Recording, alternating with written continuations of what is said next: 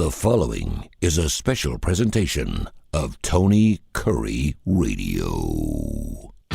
Keep your mission on your mind and your mind on your mission.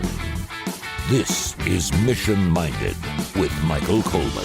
Hey, welcome back to another Mission Minded. I'm Tony Kurre, along with the CEO of the Heart of Alabama Food Bank. What are you smirking about over there, Michael Coleman? I'm laughing myself. I never look at my camera right. You're a funny guy. We talk about business around here. I got several emails, info@tonykurreradio.net. Great story about a person who had $2,000 and turned it into $100 million a year business. I want to talk about that a little bit, which I think is amazing because everyone's like, it's funny. Well, we'll start right there. First of all, I hope you're doing well. Second of all, everyone's always looking for the quick, easy scheme, the penny stock, whatever it is. Everybody wants to make the quick money. And because of the internet, there is the idea out there, and we've seen these things happen over and over and over again. Again, if it seems too good to be true, not 99% of the time, 100% of the time, it is too good to be true. It doesn't matter what it is in your life. It seems too good to be true. It is too good to be true. Unless, you bought the lottery ticket and you're sitting there looking at it. Okay. Yeah. And so because of the internet and all the different ways you can make income, everyone's got this, I hate this word, side hustle. I hate the side hustle. Everybody wants to make the side hustle. Whether it's a Ponzi scheme, whether you're selling Amway, whether you're selling what's the essential oils, whether you're a real estate agent on the side. How many different jobs are there? How many different ways can I go here? And what it comes down to is, the legal side hustles. Yeah. You get into the illegal side hustles. Oh yeah. I know someone's making $50,000-$60,000 on the side, and she only works on weekends. And I'm like, really? Okay, well then they try it. Next thing you know, you're taking a couple classes, you're in over your head, you're selling, stuff at the Brass Bear, and I'm like, these people have been doing it for 30 years. They know what they're doing. And there's some people with side hustles that are selling other things. Well, yeah, absolutely. But I see that Poshmark and that commercial, and I'm like, the good looking girl, and I'm going to sell that. And I'm going to sell that. And I'm going to sell that. And, and you're throwing your crap onto a website in hopes of someone, it's eBay glamorized. And it's like, and people think they're going to make millions of dollars. So I've gotten a couple of friends of mine that have actually they actually went to one of these free dinner things at a hotel where they had to sit for a 3-hour seminar on how they can use their internet for no more than 30 minutes a day and make $100,000 a year doing it. Of course. And I'm like, or they show up and it's a seminar about how to flip homes. It's all this. It's just all this bull crap. And it drives me crazy because there are outliers in everything. There are people that actually make millions and millions of dollars doing these types of businesses, but they're so far and few between. And there are people that really are cut from a different mold that they just get after it. And so in this particular case is a woman who had $2,000. Her name's Nicole Wegman. She's founder of the jewelry company Ring Concierge, which I've heard of. And she was frustrated after a search for an engagement ring. And so she decided to start her own business. And now this business, which is, by the way, 20-something years old, she's now making over $100 million a year. So you read the story and it's like, wow, that's fantastic. And it does happen. I know these things. I know these things. I don't even know what the question here that I want to ask you is, but I know that a lot of people want to start businesses. Right now we're in, and COVID probably had a lot to do with this. We have more people starting their own businesses now than we ever had in the history of the United States of America. I don't know what the numbers are. It's like 100,000 new businesses every single year. You probably have a better idea, a grasp of some of the numbers about how many actually fail, how many are successful, and why they do fail and why they are successful. But talk about that aspect of it, because I don't know if there's any really new ideas out there right now. I just think they're ideas that we already have that someone's taken and tried to make the idea better. Yeah. So, and by the way, before I go, this Lume thing, the deodorant, the all deodorant thing, I keep seeing these commercials for deodorant thing is the biggest fiasco. I don't know how it works better than a shower. I don't know why you would want to use something for 72 hours. That means you're not showering for 3 days at a time, which sounds disgusting. I don't know. I don't know anyone that told me that my backside stunk so bad that I needed to put a pea-size stuff and wipe it between the crack of my hiney or underneath my boobs. And now there's Mando, which of course is the same thing for men. And I'm like, who are these people that don't shower for 3 days? And again, they're selling it based off the fear that we stink. You know, oh my gosh, do I really smell during the day? And I need to put some of this on my armpits or else I'm not. And it's just, it's almost like you put enough money behind anything and you could sell it to the United States public. You know, if you put the fear of God in them, say, listen, you're going to stink if you don't use this product. It's amazing. Yeah. It's incredible. Yeah. Every time I see it, I laugh. I'm like, are you serious? Do people actually buy this stuff? And they are. She's a millionaire. Oh yeah, no doubt. Very successful. So when you look at, you said there's no new products. I will say that there's no new pathways to success, because one of the things I love about our country, I've stated on previous shows, is that you don't have to wait for somebody to give you a job. You can create your own. And there are stories, like you said, somebody starting out of their garage, Microsoft starting out of the garage, Apple, all that kind of stuff. The problem is there's a couple of different things. Number one is the person who is involved. So the vast majority of people, when they think do my own business, is because they want convenience. They want autonomy. They don't want to go in and report to anybody and so-called work for the man. They want to work for themselves. But the vast majority of people, so when they have that attitude, then they go out and they try to just take hold of something and then make it successful. That's not the essence of where these stories come from.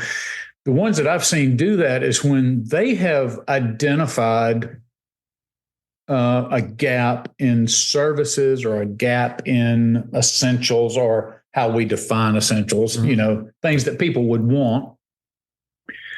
And that lots of times the average person doesn't think about, because we for instance, if we were sitting there and I'm like, oh, I wish I had this kind of convenience, our minds don't then latch on, well, how could I do that? How could I design that? How could I market, like to take it? And sometimes we don't even realize until we see somebody come along with an idea and they present and they go, oh, that's brilliant. It's very simple, but it's brilliant.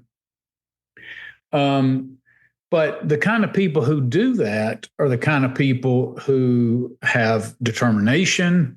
They understand from a bigger perspective how it fits into the overall picture.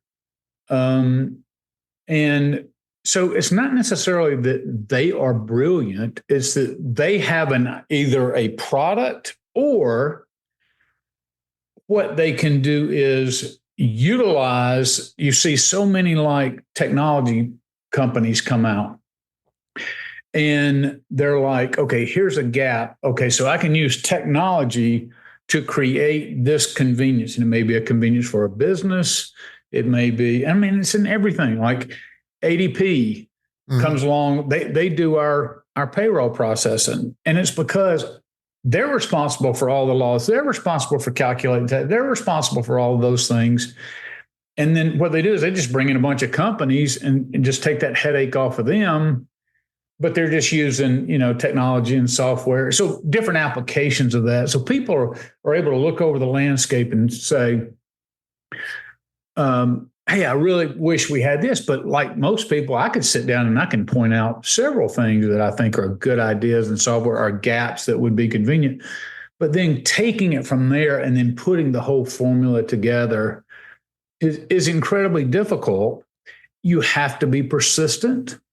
You have to believe in the idea. You have to be committed to it. You have to have a certain level of business acumen to be able to get your idea through that process. And sometimes it's not a product. Sometimes it's a pathway of things that already exist, but it's just a way to maneuver to ease. Because think about how much money is in this country. We are so wealthy, especially compared to the other world, that we spend money on, most of our money is spent on conveniences and just making our lives easier. So if I can come up with a way to make the average person's life easier and get it to their phone where they can solve a problem in their life, whatever, it doesn't matter what the problem is. So I'm just solving a problem. I'm not bringing a product. I'm just creating technology that does that. And that happens. So you hear stories like the 2000, and this millionaire lady who has convinced us that we need to be putting scented cream in our butt cheeks because, of whatever reason. But I think there was Secret, who, even when I was a little kid, I remember the slogan for Secret on commercials. So, I'm 58. I remember as a child, there were Secret commercials. And it was strong enough for a man, but made for a woman. Yep. Everybody knows that. Okay. So Secret is not Johnny come lately, but Secret now has commercials that I've seen that go, it's an all body deodorant. Yep. You put deodorant over everybody does. Everybody does. Everyone, all of a sudden they see this and every commercial I tune in, I see this gynecologist doing this commercial, and it's just amazing to me. And I'm thinking to myself, as a person who started my own business as well, and I know you have, and I'm currently working on some inventions, some ideas, and it's not pipe dream stuff, or it's formulated, but. I had to think about, okay, I believe in this, but how do I sit in front of somebody, an investor, because most people don't have millions of dollars to formulate or make a hybrid or do whatever they want to do to create this idea. How do you sell that? How in the world could this woman? Well, that in and of itself, somebody's coming along and goes, you know what? There's lots of inventors out there, but they don't have a pathway to get that in front of people with money. So I'll just create the pathway. I'll just connect the inventor. So you see things like Invent Help, and you see other companies out there that have been formed. Again, they're not necessarily bringing a product. They're bringing know-how and then linking two communities. You've got inventors and you've got people who want to invest, investors, people with money. And all they're doing is linking those two things together.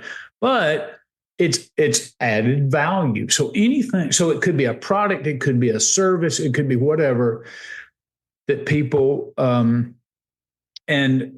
think about going back. So this is kicking it really old school. This guy had the windshield wipe. He invented for Ford, I think it was. I might be getting some aspects of the story straight. He ended up suing Ford because of the intermittent wipers. He invented the intermittent wiper, and then Ford just absorbed it. But anyway, he ended up getting $450 million or something just for that invention. And we think, well, as a concept, yeah, that's easy because we all can relate to that, of sitting there going, well, it's barely sprinkling. I need to run my wipers. I can turn them off and on, but I don't want to just go for hours turning them off and on. So at intermittent. So again, it becomes, that's a ubiquitous concept now. But at one time, it took somebody to say, here's a thought. How could we make that happen? Develop the technology. That's not the average person. The average person is the one who will use the product because it's convenient, not the person who goes to the trouble to invent the idea and see it through to the end. So when people say, I want to start my own business, and there's a huge franchising, again, that's a subculture of people who, you don't go anymore to the headquarters of a company. It's like these middle people now who are like, oh, I can sell all the franchises for you, whatever. But people go, and I get it. You're successful if you're like, hey, I want to start a Krispy Kreme. There's territories and all that. You buy the territory, you do your thing. But it requires hard work. It requires initial investment, and it requires all that kind of stuff. The average person who doesn't have that kind of money to invest in a large company like that just goes, well, I'll become a realtor, or, where I have max flexibility. or I'll just start my own company with something I think I'm good at. I'll be a handyman. I'll do whatever. But what you find is the reason they might make some money, but typically they don't grow is because when you run a business, there's so many aspects to it. Mm-hmm. There's the advertising, there's the customer service, so I'll just give you a quick example. You might have somebody who's a very skilled carpenter, all right? And they're always in demand, and they can charge $50 an hour to come to your house and fix your staircase or whatever, but the problem is people say, well, hell, I can't ever get in touch with him. Yep. Because he's not managing his customer base. I know of people who they will finally get a contractor out to the site and they'll do it. But let's say they got to call the contractor, and the contractor goes, yeah, I got to go back out. Matter of fact, I have a friend right now who had windows put in, and there was one where they had to cut a hole. It wasn't like replacing the window. They had to cut a hole in. And so they put the window in, but they didn't trim it out. And he said, well, come back. Well, for him to come back, and they said they're having trouble getting in touch with him to get back just to put the trim into that one window, because when he did the big job, well, now he's gone on to his other stuff, more profitable. For him to take a half a day to come back and pull all of his equipment out, put the trim in on both sides, it's just not very profitable. So he's risking his reputation, mm-hmm. but his demand may be so high because there's not enough people doing that. Yeah. He doesn't care. So what I'm saying all that to say, there's just so few people who understand how the service, you have the customer service, the actual product or the service that you're providing, how to manage reputation, how to do all of that. But it's possible if you come in, you're driven and you understand those things and you learn and you're committed. It's just so many people or so few people have all of those coming in combined. And that's why success is more rare on the individual level like that. You have somebody who's a jewelry maker you just talked about. Mm-hmm. They can come put that together and they're so creative. So now they get people who make jewelry. They still can do the creation, but they're not the ones who are actually having to build it and do all that. So they can mass produce things. Again, those are the people that go on and create the $100 million company. And then you have somebody like K Jewelers or somebody like that comes along and buys their brand out. Yep. And that's oftentimes what happens. If you create something technology-wise, typically the Microsofts or the larger come along that are like, oh, I see this is successful. You've already done the hard work getting it all stood up. They're like, okay, we're ready to mass produce this. We'll just come buy them out. And so many people get bought out once Amazon does that. Yeah, absolutely. Yeah, I mean, and I've heard these stories a million times where a business will come in, they'll have a great deal. Their prices are super. They'll go on Amazon because you have to go on Amazon. And if you want your stuff to be sold, it's got to be sold on Amazon. And as soon as it starts making money, you'll get it at a really cheap rate. And Amazon will buy them out. Then they pop the rate up, and next thing you know, that product's gone. Well, and I had a guy call me to have lunch. Not today. On Wednesday, I went and had lunch with him. And he's wanting to start a nonprofit. And so I have a lot of people, because they know I started a nonprofit from an idea and I built it from scratch. So they're like, okay, I cannot begin to tell you the number of people who come to me want to start a nonprofit based on an idea. Now, this is the same concept, which is I'm going to go to where I'm going to create something and lead it. Mm-hmm. Okay. Even though it's a nonprofit, it's still a business. And so I sit down with them and I tell them right away, I'm not going to pump sunshine up your skirt, but I'm going to give you a realistic picture of what you're facing in hopes of, if you're not committed to this idea, or you don't, that you're not going to waste time, you're not going to waste money and everything else. And I would say 95% of the people I talk to, when they realize all this involved, they don't go through with it. Yeah. And I even tell them, if you're willing to go through with it, I'll be there to help guide you and, coach you and all that.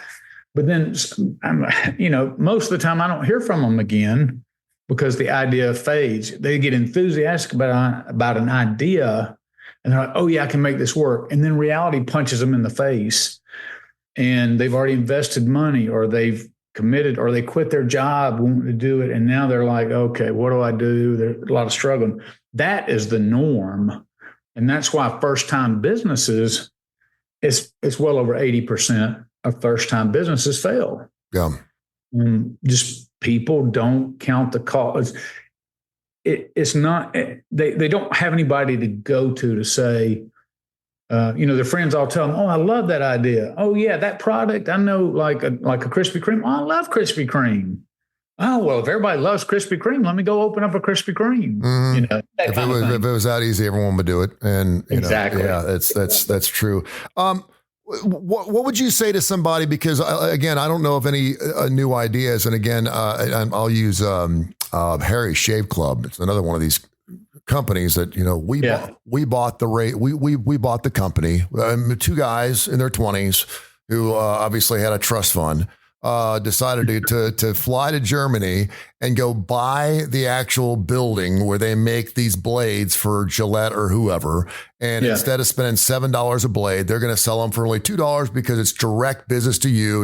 It's a mail thing where they send you the blades. And of course it's part of a club where you spend $5 a month and they send you your blades every 3 months or whatever. And you never have to leave the house and blah, blah, blah. And now there's like 100 different shave clubs. Now, now everyone's got a shave club. And then even like Gillette, they got Gillette Labs, which is somewhat along. Yeah. So it made them change. And I guess that's the ultimate compliment when you get a company that large, when you get Bob Kraft to actually say, holy crap. They're copying they're copying the small guy, the little guy idea. Yeah. But when you sit down with an investor, you sit down with an idea for something like that, and you just have an existing idea, but you think you can do it better. Well, we're doing the same thing. And an interesting point, and I'm glad we're going this. I read yesterday, and I don't know if this has anything to do with this, but it's another idea that is going. There are I don't know how many dollar stores there are in this country right now. You know this as well as I do, that one of the reasons there's so many dollar stores is because there's so many rural areas where people just can't get anything, and it's cheap dollar crap. Okay, for the most part, not everything is $1. But for the most part, you can certainly go in there. So as of yesterday, 5,000 Dollar General stores are now selling fresh produce. And so they had some guy on from Idaho who's 15 miles away from his closest grocery store. And he's like, oh my gosh, I had organic mushrooms last night because I went to my Dollar General and I got mushrooms, And again, it's not like a Publix where, you have a whole wall of stuff, but you got fresh produce, and they're talking about doing that for another 1,500 stores. So they're seeing a need and they're bringing that in. And I get it. It's a great idea. So they're obviously taking an idea and thinking we can do it better. I as a business person, still can't figure out how in the world Dollar Generals make any money. I don't know how it works. Maybe you do. Well, let me tell you, it's interesting because, as our listeners know, I work with Food Bank, and we actually work very closely with Dollar General. We have a Dollar General distribution. It's primarily here in Montgomery, dairy products. Mm-hmm.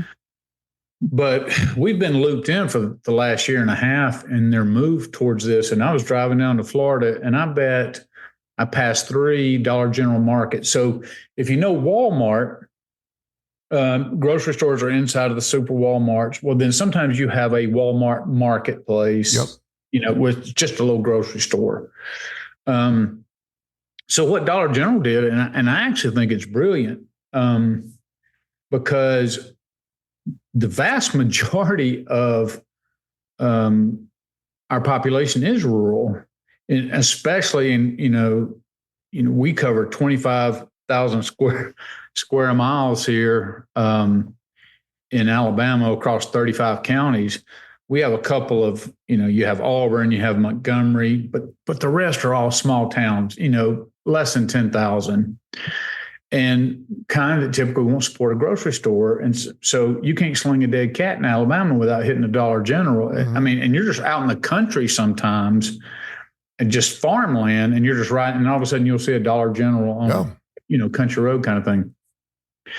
But, they don't invest tons in employees. That's why a lot of times you go in there and Really? You'll see like you'll see it looks messy at times. It looks like the person checking you out may also be stocking the shit. I mean, all that kind of stuff.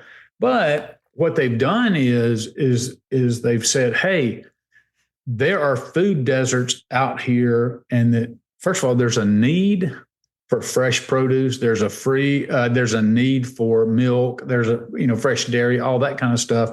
So they're filling a niche because a Publix or a Walmart grocery store, they when they go to look where's a store to go, they have to have a certain amount of population. So they're never going to fill that.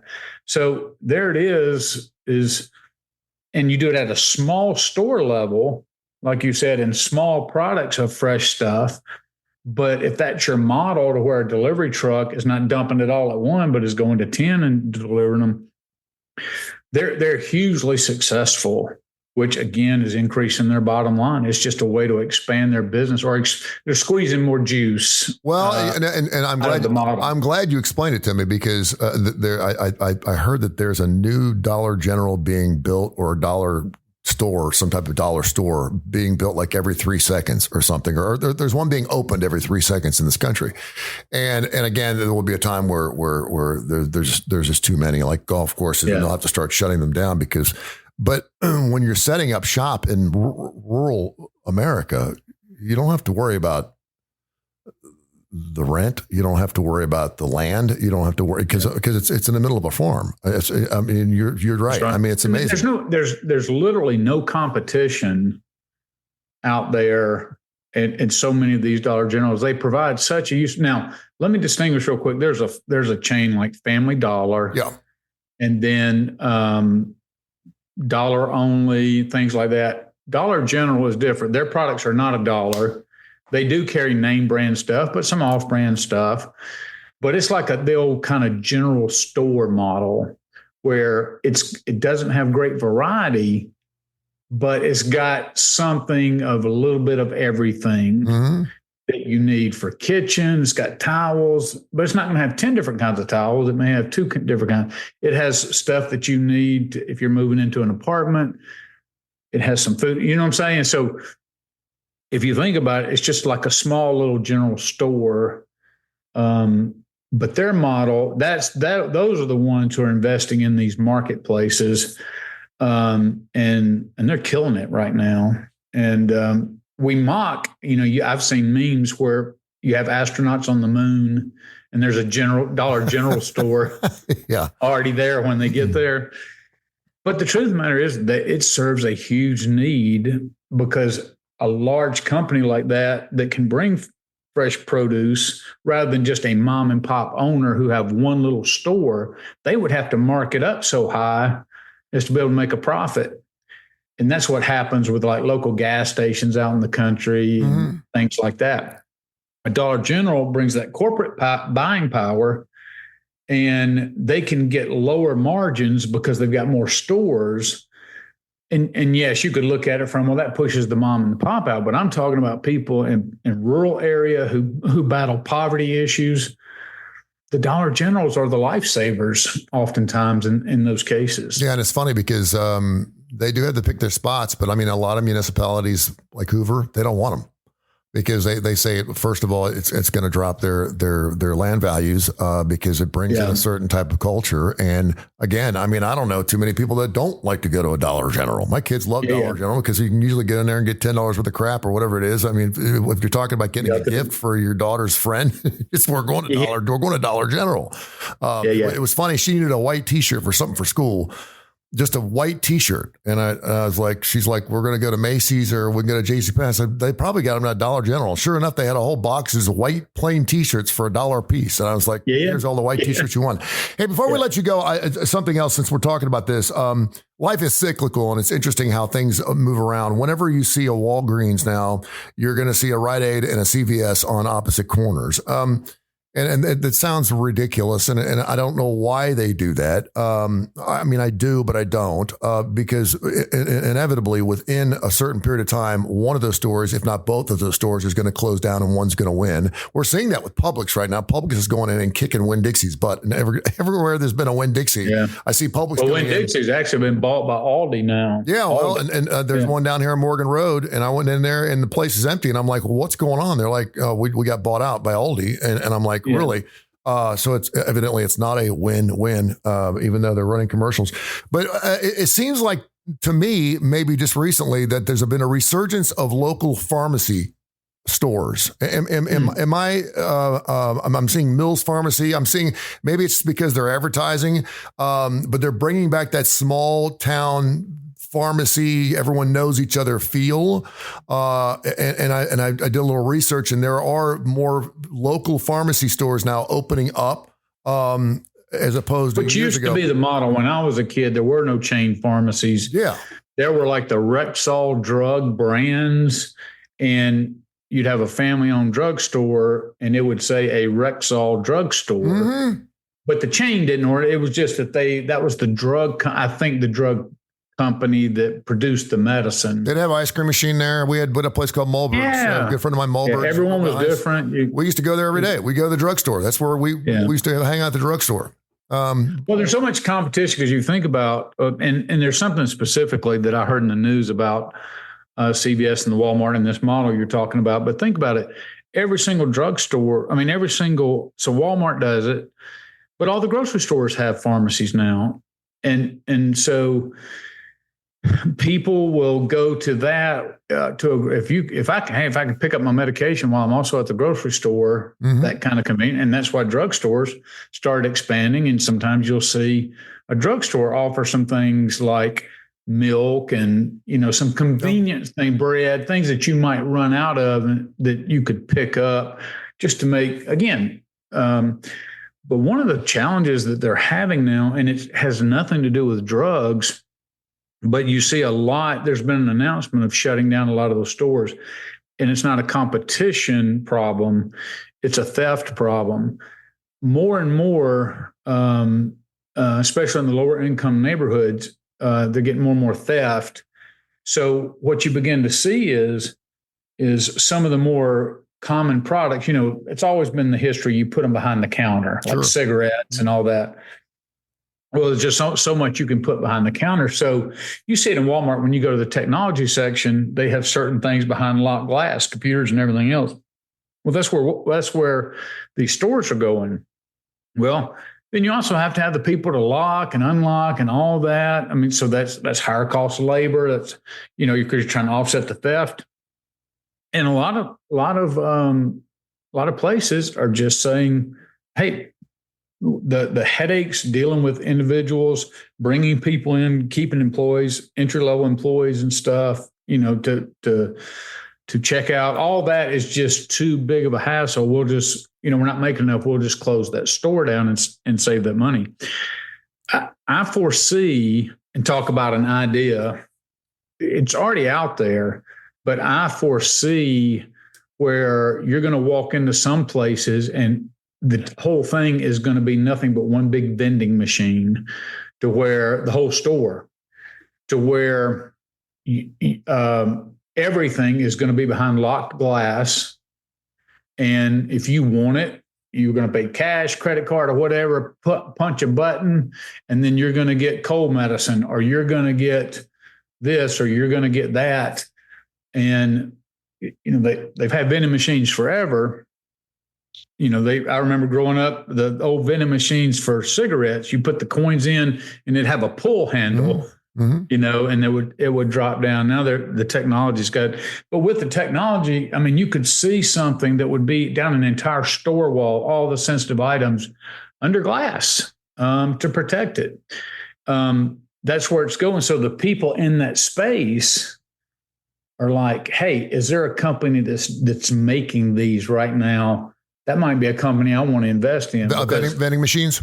Yeah. Or like the large The large. Well, they've already got at Home Depot and Lowe's, they got the lockers. There's already a situation where you can stop and pick up. Pizza places got them now where you go to Domino's. You don't have to talk about Domino's. You order it and it's put in a shelf. You have to put a key code in and you pull so it's a vending machine for a pizza.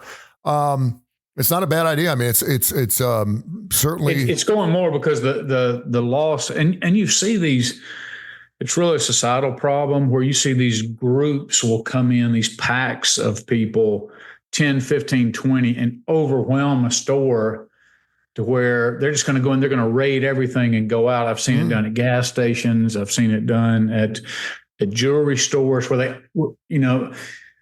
and you're helpless to do anything about it. And that's why if you look, there's probably the worst situation that's out there is in Oakland, California.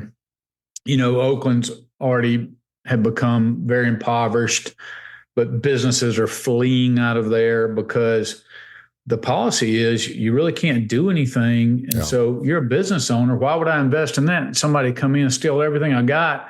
I can't protect my own stuff. I can't do business there. The police force is not, the whole city government is like, no, just let them take what they want, and you're not going to arrest them. You're not going to prosecute them. You're not going to do all that. And now, that's been going on for a while with them. Same problems in San Francisco. So they're starting to reap that. So businesses are like, hey, I've got to do something from the very beginning that's going to address that. And chains are doing that. So some chains are shutting down. It's horrible for impoverished communities because I get the risk are higher. That's the bottom line. But if it's in fairness to the business owner, a business owner or a corporation doesn't owe any community anything. Yeah.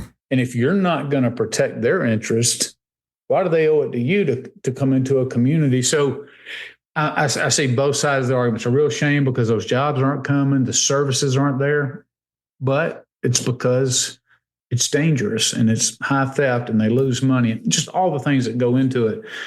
So when you look at going all the way back to what we originally started talking about, which was people coming in with ideas, how do you go in? You're like, okay, look, this is a problem. It's been a problem forever.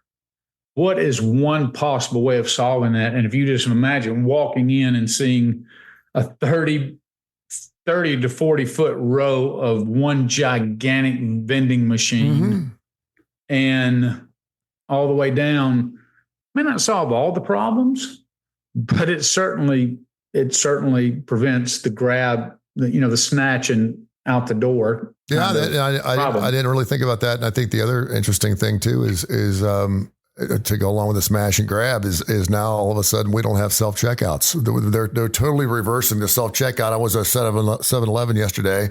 Because of that, and the woman's standing behind the counter and she's like, place your stuff underneath the light. And I placed my stuff on it and she goes, just follow the prompter. And I said, you're standing right there. You could check me out.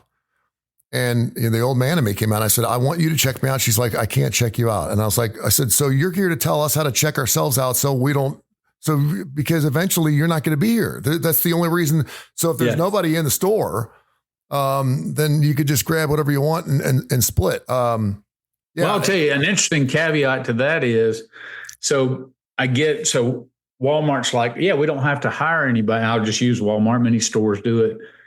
Yeah, we'll have all these open, where everybody does it. And then I don't have to pay people and benefits and all that. So it saves over there, but you're going to have increased theft.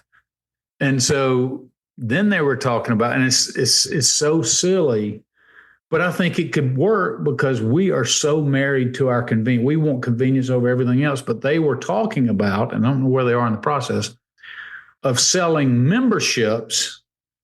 It would be like $7 a month, $10 a month, something there, to have a privilege of self-checkout.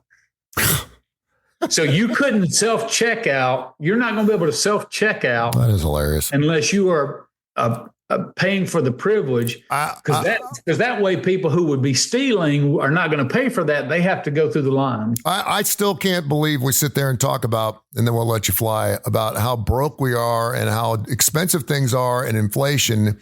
Yet someone will pay someone to go pick up a Big Mac and fries and a Coke and have it delivered to their apartment and spend another $5 on delivery. That just blows my mind. The whole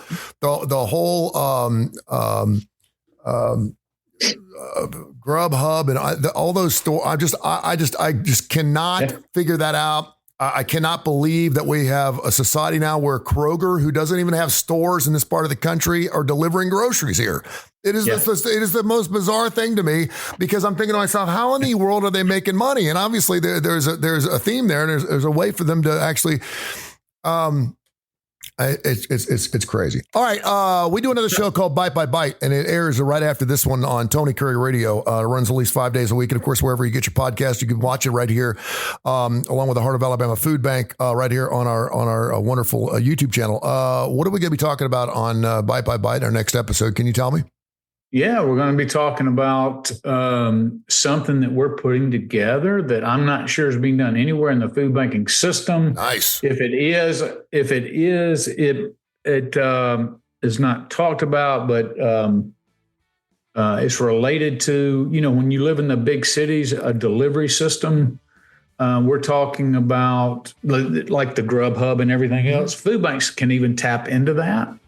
And have delivery like to shut-ins and things like that. Oh, that's good. But there's no system like that for rural. And so we're talking about setting up a system for that rural kind of delivery for specific people, for our food as medicine, where it gets into the elderly, the shut-ins, the disabled who are in these food deserts, who do not have the ability to get out of the house. All right. And are just kind of trapped there. So we're very excited about it. We're in the very infancy of thinking it out, but we're very excited about the possibility. Can't wait to talk about it. We'll do it next here on Tony Curry Radio. Have yourself a great week, my friend. Yeah, I enjoyed it. Thank you. This has been a special presentation of Tony Curry Radio.